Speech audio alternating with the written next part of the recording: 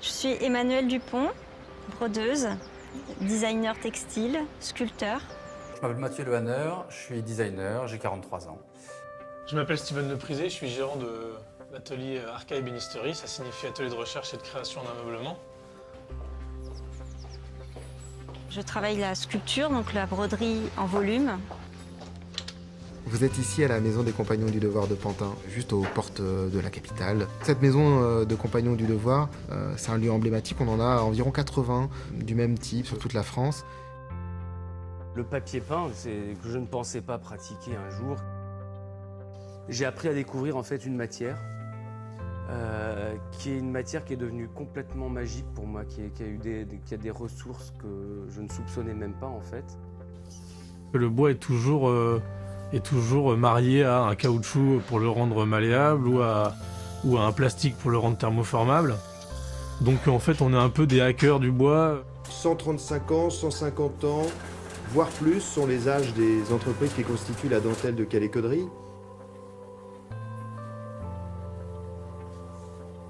Là, je reprends les détails avec mes petits outils pour faire les petites finesses.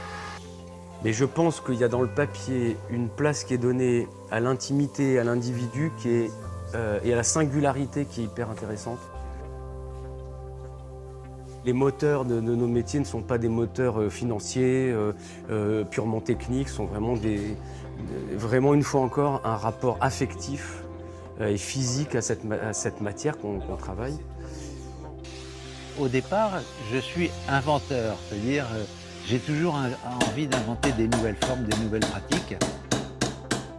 Moi, j'ai eu la chance de choisir mon métier et de faire quelque chose qui me plaisait, quoi.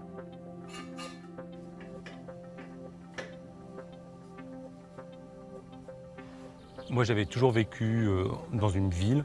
J'ai eu la Villa Médicis et je suis parti à Rome. Et là, j'ai découvert la lumière à Rome. Cette jouissance et ce luxe extrême, ce que je ne connaissais pas. Et en fait, je me suis remis dans les conditions, en venant ici, des conditions que j'avais vécues à la villa. C'est-à-dire d'avoir le temps de penser, le temps de réfléchir et de faire.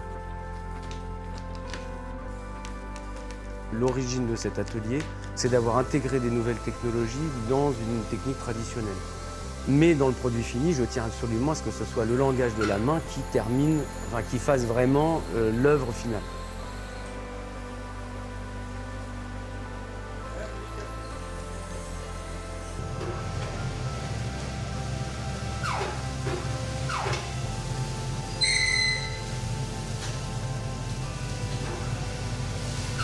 Les artistes, il faut qu'ils portent en eux des spécificités assez extraordinaires.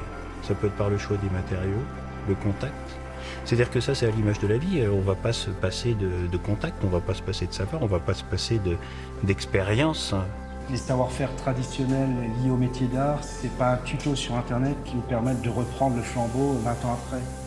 Donc c'est vrai que Meisenthal, la région, a perdu beaucoup de ses savoir-faire au moment de l'extinction de cette usine.